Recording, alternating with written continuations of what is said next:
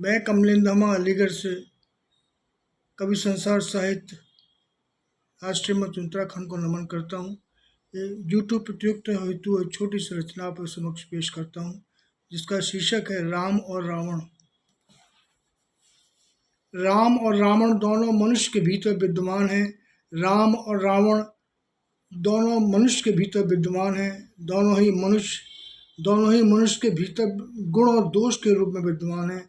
दोनों ही मनुष्य के भीतर गुण और दोष के रूप में विद्यमान है।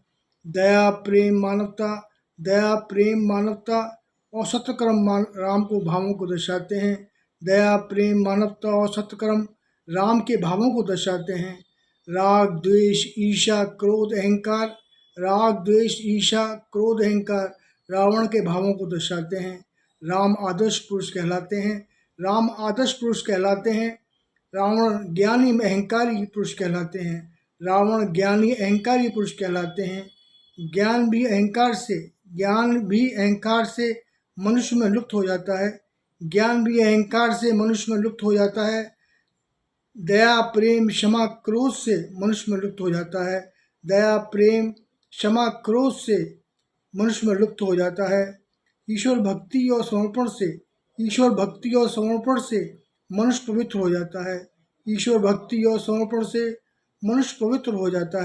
राम के चरणों से जैसे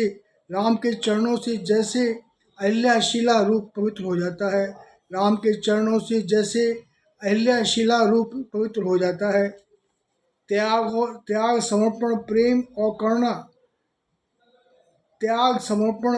प्रेम और करुणा राम के प्रतीक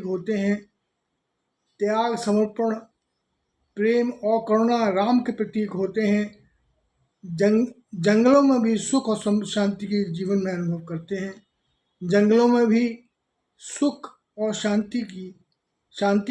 में अनुभव करते हैं। अहंकार क्रोध बल सत्ता का मद रावण के प्रतीक होते हैं। अहंकार क्रोध बल सत्ता का मद रावण का प्रतीक होते हैं। राजमहल में भी सुख समृद्धि का अनुभव